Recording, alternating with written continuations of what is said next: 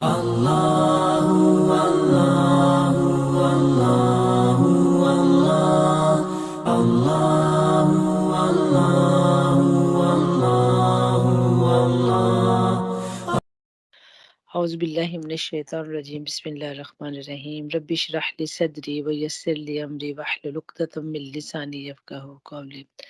اللہم ارنا حقا حقا وارزقنا اتباعہ وارنا باطلا باطلا وارزقنا اجتنابہ۔ انشاءاللہ آج میں سورۃ ممتحنہ کا خلاصہ آپ کے سامنے رکھوں گی، اور آپ کو معلوم ہے کہ اس میں بہت زیادہ تفسیر نہیں ہوتی ہے، صرف کچھ نکات، کچھ نقطے یا کچھ پوائنٹس جو ہیں ان کو ہائی لائٹ کر کے تو تھوڑا سا میں کوشش کرتی ہوں کہ تاکہ ہمیں پوری صورت کا مفہوم جو ہے وہ ہمیں سمجھ آ سکے الحمدللہ۔ تو انشاءاللہ تلاوت سے میں شروع کرتی ہوں۔ بسم اللہ الرحمن الرحیم۔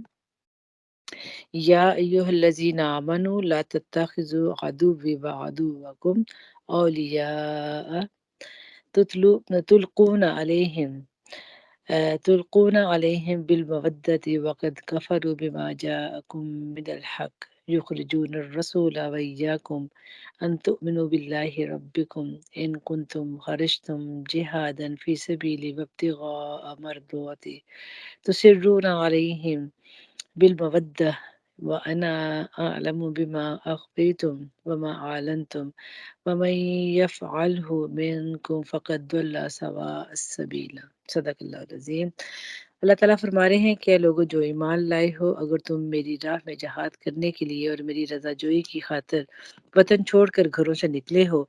تو میرے اور اپنے دشمنوں کو دوست نہ بناؤ۔ تم ان کے ساتھ دوستی کی طرح ڈالتے ہو، حالانکہ جو حق تمہارے پاس آیا ہے اس کو ماننے سے وہ انکار کر چکے ہیں۔ ان کی روش یہ ہے کہ رسول صلی اللہ علیہ وآلہ وسلم کو اور خود تم کو صرف اس قصور سے پر جلا وطن کرتے ہیں کہ تم اپنے رب اللہ پر ایمان لائے ہو۔ تم چھپا کر ان کو دوستانہ پیغام بھیجتے ہو، حالانکہ جو کچھ تم چھپا کر کرتے ہو اور جو علانیہ کرتے ہو ہر چیز کو میں خوب جانتا ہوں۔ جو شخص بھی تم میں سے ایسا کرے وہ یقیناً راہ راست سے بھٹک گیا ہے۔ صدق اللہ العظیم۔ تو اس صورت میں ہم اس کا مرکزی مضمون اور اس کا زمانہ نزول کی طرف ہم دیکھتے ہیں۔ اس کا جو زمانہ نزول ہے یہ مدنی صورت ہے، اور یہ ہجری 7 یا 8 دونوں کے درمیان میں جو ہے یا 7 یا 8 کو یہ نازل ہوئی صورت۔ اس صورت کا جو مرکزی مضمون ہے اس میں اسلامی ریاست کی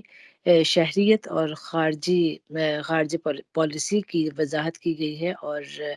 سچے مومنین اور مہاجرین کو اسلامی ریاست کا وفادار رہنے اور ابراہیم علیہ السلام کی طرح کفار اور مشرکین سے بے تعلق ہو جانے کا حکم دیا گیا ہے۔ اور پھر اس کے کچھ جو ہے وہ اہم نکات ان کی طرف چلتے ہیں، اس کے اہم جو نکتے ہیں۔ اور سب سے پہلے جو بات کی گئی کہ اے لوگو جو ایمان لائے ہو نہ تم بناؤ یعنی کہ دشمنی کرو، جو میرے دشمن ہے اللہ کے یعنی کہ اور تمہارے دشمن ہیں ان سے تم دوستی جو ہے وہ تم ہرگز نہ کرو۔ اور پھر اس میں یہ بتایا گیا کہ تمہارے جو مال ہیں یا تمہاری اولاد جو ہے یا تمہارے رحم کے جو رشتے ہیں وہ تمہارے قیامت کے دن کام نہیں آ سکیں گے، تو یعنی کہ تمہیں کوئی فائدہ نہیں دیں گے۔ پھر اس میں اس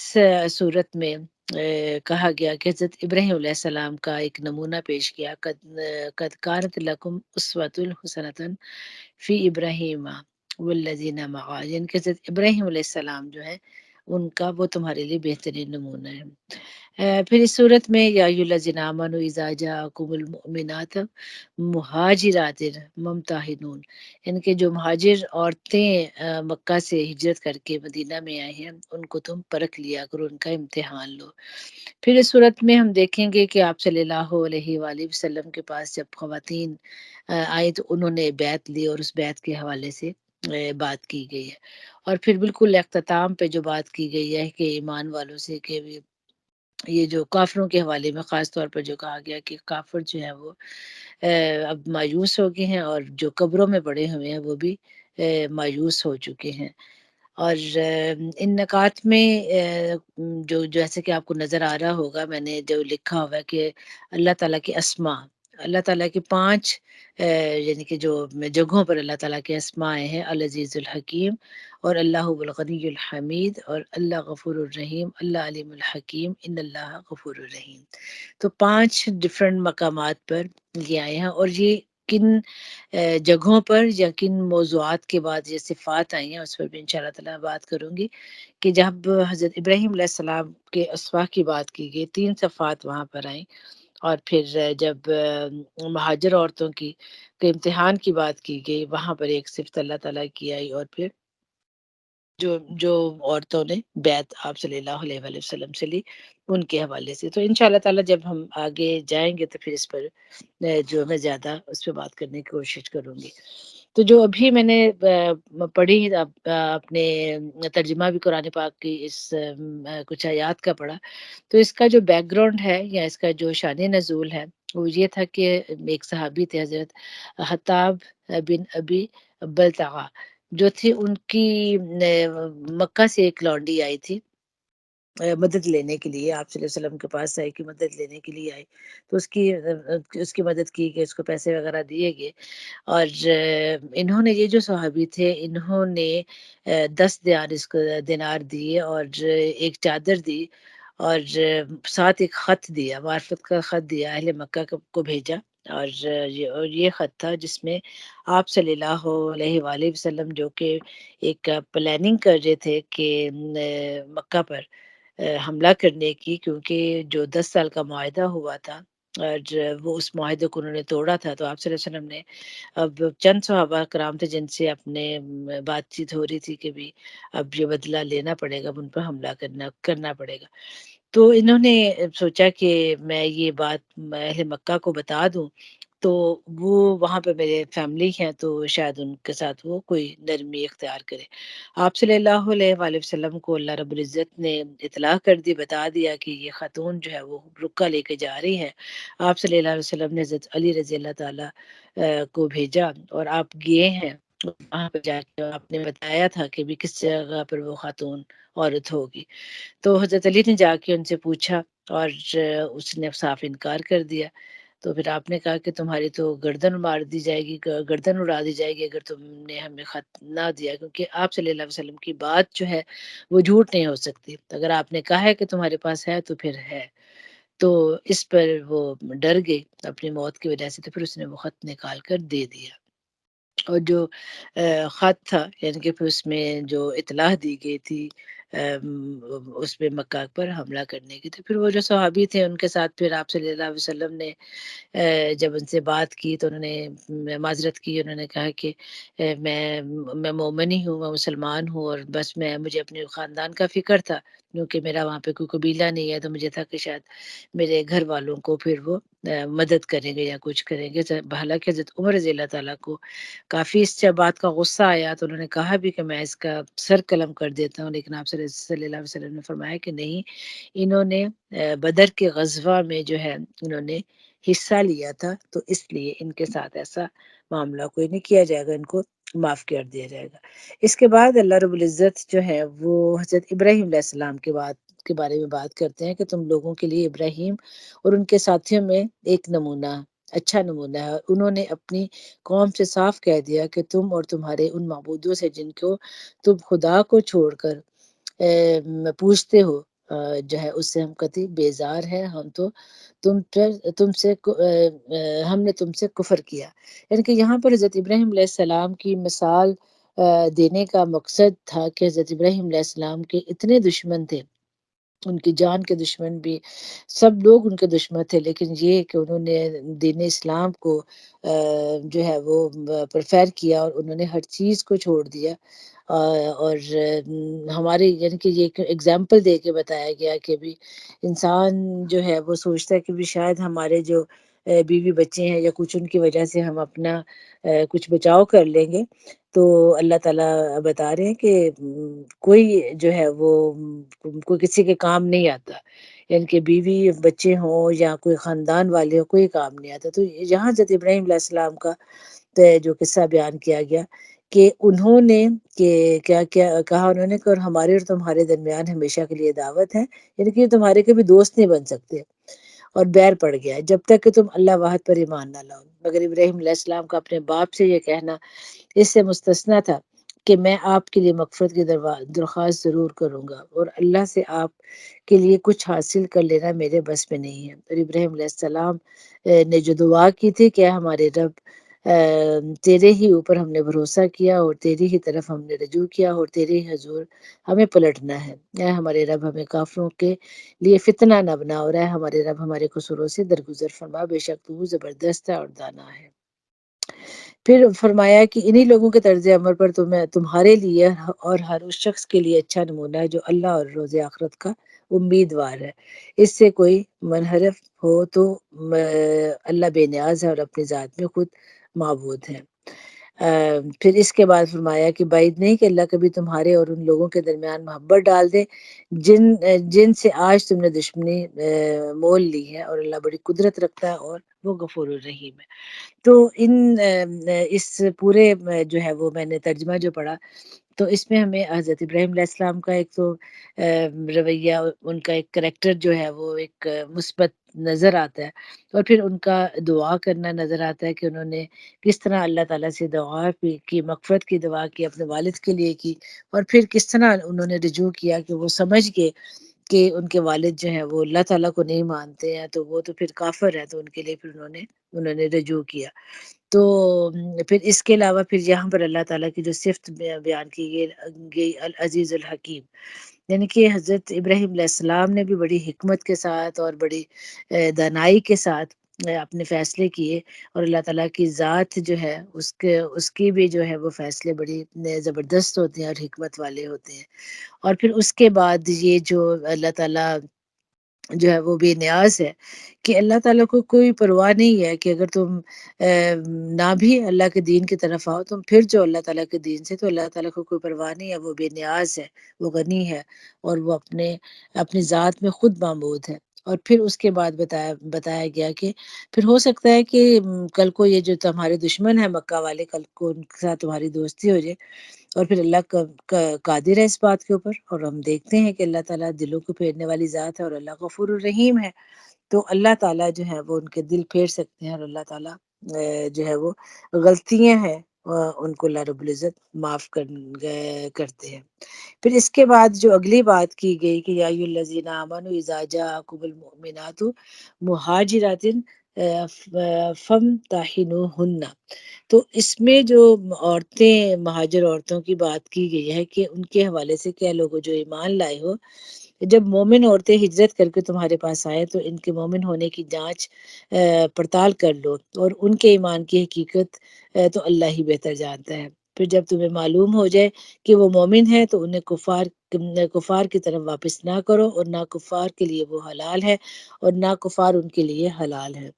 اور ان کے کافر شوہروں نے جو مہر ان کو دیے تھے وہ انہیں پھیر دو، اور ان سے نکاح کر لینے میں تم پر کوئی گناہ نہیں ہے جب تم ان کے مہر ان کو ادا کر دو، اور تم خود بھی کافر عورتوں کو اپنے نکاح میں نہ روکے رکھو،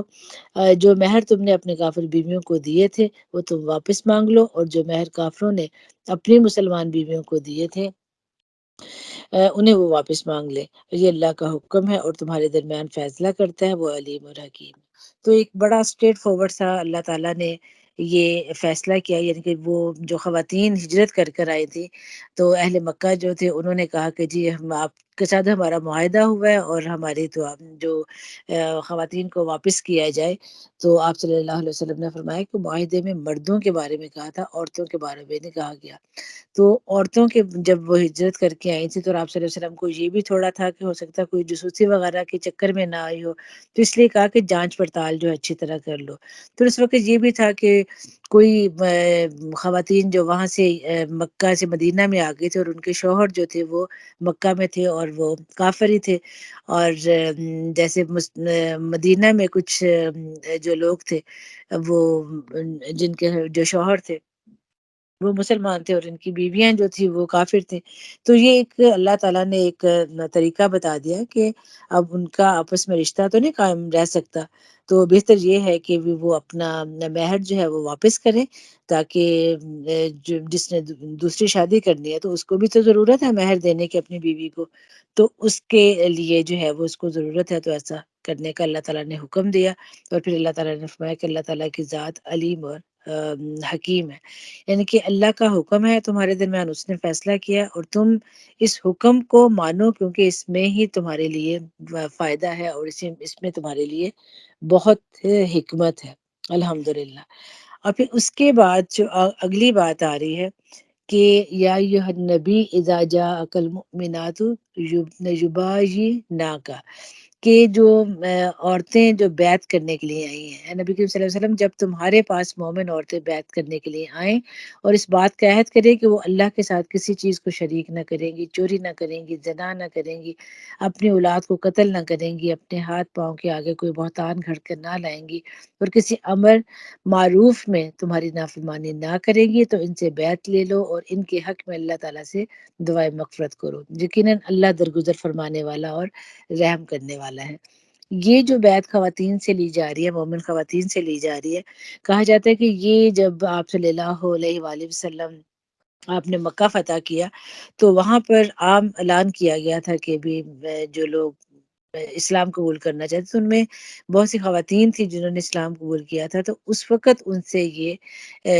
بیعت لی گئی تھی، اور کہا جاتا ہے کہ آپ صلی اللہ علیہ وسلم مردوں سے بیعت لے رہے تھے، حضرت عمر رضی اللہ تعالیٰ عنہ کو کہا گیا تھا کہ آپ خواتین سے بیعت لیں، اور یہاں پہ 6 باتیں جو ہے وہ بتائی گئی ہیں اس ان آیات میں، کہ اللہ کے ساتھ شریک نہیں کرنا، چوری نہیں کرنی، زنا نہیں کرنا، اولاد کو قتل نہیں کرنا، اور بہتان نہیں گھڑنا، اور اچھے کاموں میں جو ہے وہ ساتھ دینا، نافرمانی نہیں کرنی۔ تو کہا جاتا ہے کہ یہ جو بیعت ہے، یہ بیعت جب بیعت عقبہ اولیٰ جو ہوئی تھی، جب آپ صلی اللہ علیہ وسلم کے پاس مدینہ سے لوگ گئے تھے اور ایک پہاڑی کے سائے میں وہاں پر بیعت لی گئی تھی، تو یہ سیم ہی بیعت تھی، اور اس کو بیعت النساء بھی کہا جاتا ہے، جیسے کہ بیعت عقبہ اولیٰ ہے، اس کو بیعت النساء بھی کہا جاتا ہے، اور یہاں پر بھی یہی بیعت لی گئی، بیعت عقبہ اولیٰ کا، اور خواتین کی اس بیعت کا مضمون کہتے ہیں کہ ملتا جلتا ہے۔ بیعت عقبہ اولیٰ کے زمانے تک اہل ایمان ایک باقاعدہ جماعت کی شکل میں منظم نہیں ہوئے تھے، یعنی کہ یہ پہلی جو بیعت ہوئی تھی، اور اس لیے اس بیعت میں جماعتی نظم و ضبط سے متعلق کوئی شک نہیں ملتی تھی۔ وہ بیعت جس کی بنیاد پر مسلمان باقاعدہ ایک جماعت کے طور پر جو ہیں وہ منظم ہوئے، وہ بیعت عقبہ ثانی تھی، یعنی کہ وہ دوسری بیعت تھی جس کے اوپر مسلمان جو ہے وہ منظم ہوئے۔ تو جو پہلی بیعت تھی وہ ہوئی تھی 12 نبوی کو، اور اس میں 12 لوگ شامل تھے، اور حج کے موقع پر یثرب سے لوگ آئے تھے اور انہوں نے منا کی گھاٹی میں چھپ کر آپ صلی اللہ علیہ وسلم سے بیعت لی تھی، اور مصعب بن عمیر کو مسلمانوں کے ساتھ ان کے ساتھ تبلیغ اسلام کے لیے وہاں پر ان کو بھیج دیا تھا، انہوں نے جا کے لوگوں کو وہاں پر تبلیغ کی۔ جو دوسری بیعت ہے، بیعت عقبہ ثانی جو تھی، وہ 13 نبوی کو ہوئی، یعنی کہ اگلے ہی سال ہوئی، جس میں 73 مرد تھے اور 2 خواتین تھی، تو یہ دوسری بیعت جو تھی وہ ہوئی۔ تو بیعت اولیٰ اور بیعت عقبہ کے حوالے سے تھوڑی سی بات وضاحت میں کرتی جاؤں، کہ جو بیعت اولیٰ ہے اس میں جیسے کہ ابھی میں نے قرآن پاک کی کا ترجمہ جو پڑھا ہے، جو آیات اس صورت میں آئی ہیں، تو یہ جب وہاں پر جو بیعت لی گئی تھی وہ تقریباً ملتی جلتی تھی۔ آپ صلی اللہ علیہ وسلم نے فرمایا تھا، آؤ مجھ سے اس بات پر بیعت کرو کہ اللہ کے ساتھ کسی چیز کو شریک نہ کرو گے، چوری نہ کرو گے، زنا نہ کرو گے، تو اپنی اولاد کو قتل نہ کرو گے، اپنے ہاتھ پاؤں کے درمیان سے گھڑ کر کوئی بہتان نہ لاؤ گے، اور کسی بھلی بات میں میری نافرمانی نہ کرو گے، اور جو شخص یہ ساری باتیں پوری کرے اس کا اجر اللہ پر ہے، اور جو شخص ان میں سے کسی چیز کا ارتکاب کر بیٹھے پھر اسے دنیا ہی میں اس کی سزا دی جائے گی یا اس کے لیے کفارہ ہوگا، اور جو شخص ان میں سے کسی چیز کا ارتکاب کر بیٹھے گا پھر اللہ اس پر پردہ ڈال دے گا، تو اس کا معاملہ اللہ کے حوالے ہوگا، چاہے گا تو سزا دے گا اور چاہے گا تو معاف کر دے گا۔ تو حضرت عبیدہ جو ہے وہ فرماتے ہیں کہ ہم نے اس پر آپ صلی اللہ علیہ وسلم سے بیعت لی، تو یہ پہلی بیعت تھی جو کہ لی گئی۔ اب جو دوسری بیعت ہے، آپ دیکھیں اس میں دونوں میں ہم تھوڑا انشاءاللہ تعالی فرق دیکھیں گے آگے جا کے، کہ جو دوسری بیعت لی گئی جو کہ 73 مرد تھے اور 2 خواتین تھی، یہ ایک جماعتی زندگی میں عملی جدوجہد کے دوران چونکہ جہاد اور قتال کے مراحل بھی آتے ہیں، اور ایسے مراحل میں خواتین بالواسطہ طور پر ہی حصہ لیتی ہیں، تو اس لیے حضرت عبیدہ بن صامت کے مطابق خواتین سے بیعت جہاد نہیں لی گئی، بلکہ ان سے آیت زیر مطالعہ کے مضمون کے مطابق یہ بیعت لی گئی کہ وہ فلاں فلاں افعال نہیں کریں گی، اور آپ صلی اللہ علیہ وسلم جو بھی بھلائی کا حکم دیں گے اس کی نافرمانی نہ کریں گے۔ پھر جب دوسری بیعت ہے اس پر حضرت جابر رضی اللہ تعالیٰ فرماتے ہیں کہ بیان کرتے ہیں کہ ہم نے عرض کیا کہ اللہ کے رسول ہم آپ سے کس بات پر بیعت لیں، تو آپ صلی اللہ علیہ وسلم نے فرمایا اب دیکھیں دونوں بیعت میں ڈفرنس کتنا ہے، یعنی کہ ایک نظم بنانے کے لیے ایک جماعت کے لیے جو کوالٹیز ہونی چاہیے یہ دوسری ہمیں بیت العقبہ میں نظر آ رہی ہیں۔ تو آپ نے فرمایا کہ چستی اور سستی ہر حال میں بات سنو گے اور مانو گے، تنگی اور خوشحالی ہر حال میں مال خرچ کرو گے، بھلائی کا حکم دو گے اور برائی سے روکو گے، اللہ کی راہ میں اٹھ کھڑے ہوگے اور اللہ کے معاملے میں کسی ملامت گر کی ملامت کی پرواہ نہ کرو گے، اور جب میں تمہارے پاس آ جاؤں گا تو میری مدد کرو گے، جس چیز سے اپنی جان اور اپنے بال بچوں کی حفاظت کرتے ہو اس سے میری بھی حفاظت کرو گے، اور تمہارے لیے جنت ہے۔ تو حضرت براہ کہتے ہیں کہ آپ صلی اللہ علیہ وسلم کا میں نے ہاتھ پکڑا اور کہا کہ ہاں اس ذات کی قسم جس نے آپ کو نبی برحق بنا کر بھیجا ہے، ہم یقیناً اس چیز سے آپ صلی اللہ علیہ وسلم کی حفاظت کریں گے جس سے اپنے بال بچوں کی حفاظت کرتے ہیں، لہٰذا اے اللہ کے رسول صلی اللہ علیہ وآلہ وسلم آپ ہم سے بیعت کیجئے، ہم اللہ کی قسم جنگ کے بیٹے ہیں اور ہتھیار ہمارا کھلونا ہے۔ آپ صلی اللہ علیہ وسلم مسکرائے اور پھر فرمایا کہ نہیں بلکہ آپ لوگوں کا خون میرا خون اور آپ لوگوں کی بربادی میری بربادی ہے، میں جو ہے انہوں نے آپ صلی اللہ علیہ وسلم نے فرمایا کہ میں آپ سے ہوں اور آپ مجھ سے ہیں، اور جس سے آپ جنگ کریں گے میں اس سے جنگ کروں گا، اور جس سے آپ صلح کریں گے میں اس سے صلح کروں گا۔ تو یہ بیت عقبہ جو ہے وہ بیعت لی گئی آپ صلی اللہ علیہ وآلہ وسلم سے، اور پھر اس کے بعد اس سے ملتا جلتا سملری اس میں جو ہے حضرت عبیدہ بن صامت جو روایت کرتے ہیں کہ آپ صلی اللہ علیہ وسلم نے جو بیعت لی کہ اس میں نہ واتانا اسرا و یسری، یعنی کہ مشکل میں آسانی میں تو نہ بھی انسان کی طبیعت چاہتی ہو پھر بھی ہم مفید کام جو ہے وہ کریں گے، اسی حالت میں بھی کہ ہمیں اپنی طبیعتوں پہ جبر کرنا پڑے، یعنی کہ ہمیں کسی فیصلے سے اتفاق نہ بھی ہو تب بھی ہم آپ کا فیصلہ مانیں گے، اور اس کے باوجود کہ دوسروں کو ہم پر ترجیح دی جائے گی، یعنی کہ ہمارے مقابلے میں اگر کسی کو امیر بنا دیا جائے گا تب بھی ہم اعتراض نہیں کریں گے، اور جنہیں آپ ذمہ دار یا امیر بنائیں گے ان سے ہم جھگڑا نہیں کریں گے بلکہ ان کا ہر حکم مانیں گے، اور یہ کہ ہم حق بات ضرور کہیں گے جہاں کہیں بھی ہوں گے، اور ہم کسی ملامت کرنے والے کی ملامت کے خوف سے اپنی زبان جو ہے وہ بند نہیں کریں گے۔ تو یہ ماشاءاللہ بڑی خوبصورت انداز میں جو ہے دو ہمارے سامنے حدیث ہیں جو کہ بیت العقبہ میں لی گئی۔ اس کے علاوہ جماعت کے حساب سے ہم دیکھتے ہیں آپ صلی اللہ علیہ وسلم کی جماعت کی کتنی اہمیت ہے ایک مسلمان کمیونٹی میں، مسلمان معاشرے میں، اور اس کا یہ بتایا گیا کہ اس کا مقصد تھا کہ جماعتی زندگی کے ساتھ کون معاذ صادقین، یعنی کہ تم سچوں کے ساتھ ہو جاؤ کہ ان کے احکامات پر بھی ان کا عمل ہوتا ہے۔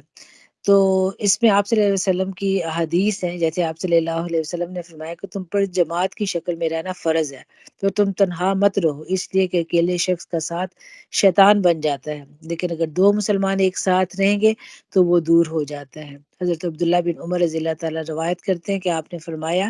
اللہ کا ہاتھ جماعت پر ہے، تو جو شخص خود کو جماعت سے کاٹ لیتا ہے وہ آگ میں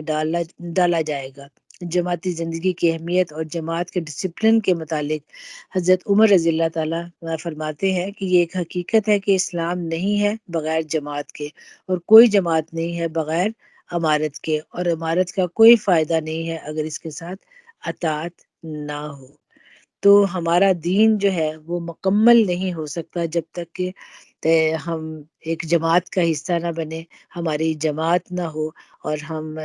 جو ہے وہ پھر ہی ہم دین کو آگے لے جا سکتے ہیں۔ تو یہ مختصر اس کا مفہوم تھا اس صورت کا الحمدللہ، اور اس میں جیسے کہ آپ نے یہ پھر وہی آخری جو سب سے پہلے میں نے اہم نکات بتائے تھے، یہی آپ کے سامنے ہے، اور اس میں پھر ہم دیکھتے ہیں کہ کس طرح اللہ تعالیٰ نے کس طرح ابتدا کیا کہ میرے اور اپنے دشمنوں کو اپنا دوست نہ بناؤ، اور دوستی کا یہ معیار نہ کرو کہ بھی تمہیں اپنے بال بچوں کا فکر ہے، بلکہ تمہیں قیامت کے دن سے ڈرنا چاہیے جو کہ فیصلے کا دن ہے۔ حضرت ابراہیم علیہ السلام کا جو بتایا گیا کہ ان کی زندگی کو دیکھو کہ کس طرح انہوں نے قربانیاں دی، اور کس طرح انہوں نے کسی چیز کو اہمیت نہیں دی اللہ تعالیٰ کی ذات کے آگے۔ پھر مہاجر جو خواتین آئی، مومن عورتیں آئی تھی مکہ سے، ان کے حوالے سے کچھ احکامات دیے گئے۔ پھر ایسی مومن خواتین جو کہ جب مکہ فتح ہوا تو ان سے جب بیعت لی گئی، اس بیعت پر بات کی گئی، اور پھر بالکل آخر پہ جو بات کی گئی، یا ایھا الذین آمنوا لا تتولوا قوما غضب اللہ علیہم، یعنی کہ اے لوگوں جو ایمان لائے ہو ان لوگوں کو دوست نہ بناؤ جن پر اللہ نے غضب فرمایا ہے، جو آخرت سے اسی طرح مایوس ہے جس طرح قبروں میں پڑے ہوئے کافر مایوس ہے۔ تو یہ آخر پر بہت ہی اہم بات اللہ تعالیٰ نے کہہ دی کہ دوستی جو ہے وہ اللہ تعالیٰ سے ہے۔ مومن کی مومن سے دوستی ہو، مومن ایک دوسرے کے ساتھ جڑ کر رہے، مومن ایک دوسرے کا سہارا بنے، ساتھی بنے۔ جیسے ابھی میں نے دونوں جو بیت العقبہ اور بیت الثانی جو ہے ان دونوں کا جو بیعت لی تھی آپ صلی اللہ علیہ وسلم سے، تو اب دیکھیں دوبارہ اب اس کو پڑھیں اور دیکھیں کہ ایک مومن کا کردار کیسا ہونا چاہیے، اس میں نہ واتانہ والا کردار ہونا چاہیے، نہ کہ وہ ایسے لوگوں کو دوست بنائے جو کہ اللہ کے دشمن ہیں، جو کہ اللہ کے غضب میں گھیرے جانے والے ہیں۔ اور اللہ تعالیٰ فرماتے ہیں جو آخرت سے اسی طرح مایوس ہے جس طرح قبروں میں پڑے ہوئے کافر مایوس ہے، یعنی کہ جو قبروں میں پڑے ہوئے وہ تو اب برزخ پہ ہے، اور انہیں تو پتہ چل گیا کہ اب تو ہمارا واپسی کا کوئی راستہ نہیں ہے، اور ہم جو کچھ کرتے رہے ہم گمراہی میں پڑے ہوئے تھے، تو قبروں میں مایوس ہے۔ اور یہ بھی لوگ اپنی اتنی ہٹ دھرمی میں اڑے ہوئے ہیں کہ اپنی ہٹ دھرمی سے باز نہیں آ رہے ہیں۔ تو اللہ تعالیٰ سے دعا ہے کہ اللہ رب العزت ہمیں قرآن کے ساتھ جوڑے رکھے، اللہ رب العزت ہمیں بہترین طریقے سے اپنے دین کے اوپر قائم رہنے کی، اپنے دین کو قائم کرنے کی، اپنے دین کو دوسروں تک پہنچانے کی اللہ تعالیٰ ہمیں توفیق عطا فرمائے۔ جزاکم اللہ بالخیر۔ سبحانک اللہم و بحمدک، اشہد ان لا الہ الا انت، استغفرک و اتوب الیک۔ السلام علیکم ورحمۃ اللہ وبرکاتہ۔